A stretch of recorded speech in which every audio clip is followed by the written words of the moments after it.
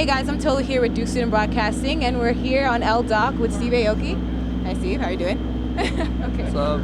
So Steve, what's a typical day in the life of Steve Aoki?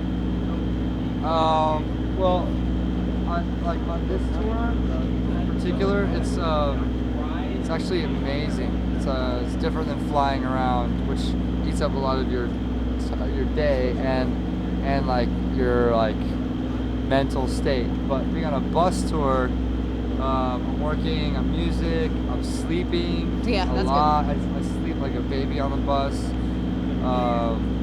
and you know I get in early. I do like get my routine in, like working out. I use the student rec facilities. It's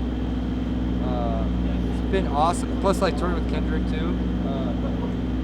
He's got like such an incredible following, such Yeah. diehard fans, and it's like, you know, usually I play to like my like crazy dance raver, crazy fucking people, and this tour has been really diverse with all kinds of people listening to all kinds of different music. So really, really happy to be on this tour.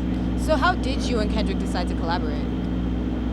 You know, as Karma Loop put us together, and when they brought the idea to me, I was totally for it. I mean, I'm a big Kendrick Lamar fan That's really cool. already, so I love playing outside of my fan base as well, you know. And that's like the great thing about doing festivals and shows like that, because you're playing not just to your fans, but to like other people that may know your name but not know your music, or may not even know who you are, and then like, okay, I'm gonna try this out.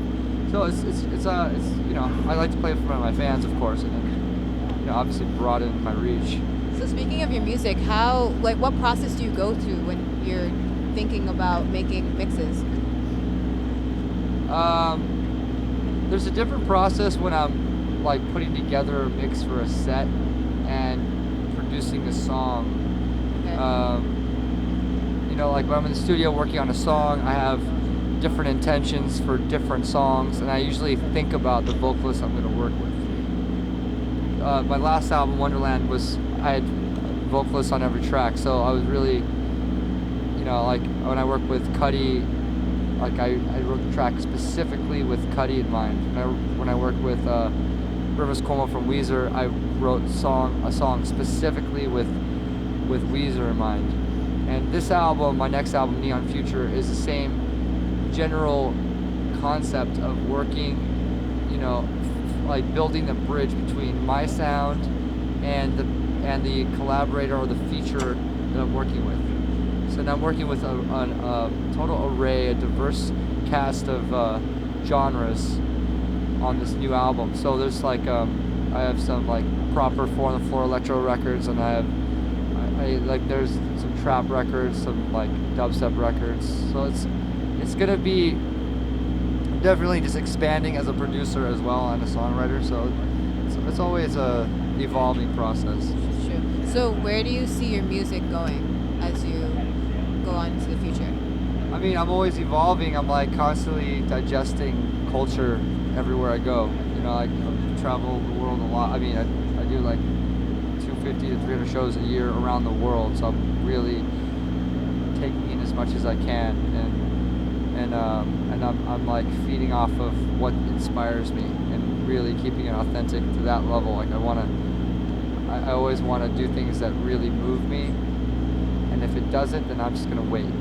So but I've been inspired a lot lately. You know, like last year was a really incredible year for me, and I saw a lot, got to experience a lot, met a lot of amazing people that influenced my life. You know, a lot of amazing experiences that shaped me. So How do you feel being here at Duke for LDOC?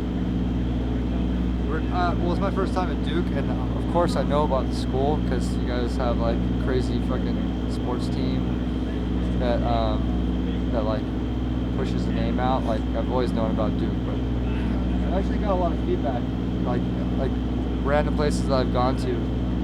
Kids, you know, kids are like, "Yo, man, you're playing Duke, But, like, so I definitely like you got all your students kind of like going to Ultra and all over the place. So it's cool to finally come out here. I don't really do like, you know, like when I play shows, I like do kind of like the New Yorks and Chicagos and Miamis and stuff like that. But coming to North Carolina, it's not a very common thing for me. So I'm happy I'm here playing a crazy show, and people know my music. Actually, like, you know, people I've come encounter with are familiar with my music, and that makes me happy. So That's wonderful. So, lastly, what's one of the weirdest things a fan has ever done to you? Weirdest thing a fan has done. Maybe, I don't know. Maybe to get a tattoo of me. And they showed it to you? Yeah, I actually at this point we just created a website of all the tattoos. Of you? Yeah. Wow. That's a website full of tattoos of your face. I mean, eventually we got so many pictures sent, and we were like started posting it on this website. That's interesting. Yeah, That's it's pretty cool. It's on my website, steveaoki.com. Just go to click on ink. But I mean, whenever I see that, it's crazy. I don't know if it's weird, but it's definitely like you know, like when I was growing up, there's this band, and every time like they said that if you got a tattoo of their logo, you would get into all their shows for free for life. So I kind of like, when I started seeing them, I was like, you know what? Like every time I see a kid with a tattoo, an Aoki tattoo, or like a DMOC tattoo, which like there's a lot of DMOC tattoos, which is my record label. Right. It's like now I think we have like over 50 people have DMOC tattoos around the world. So with those tattoos, I'm just like, yo man, you guys can get a show free, or else we'll try. You know. That's really cool. Yeah, something. That's nice of you. Okay. Thank you for this interview. Cool, thanks. Thank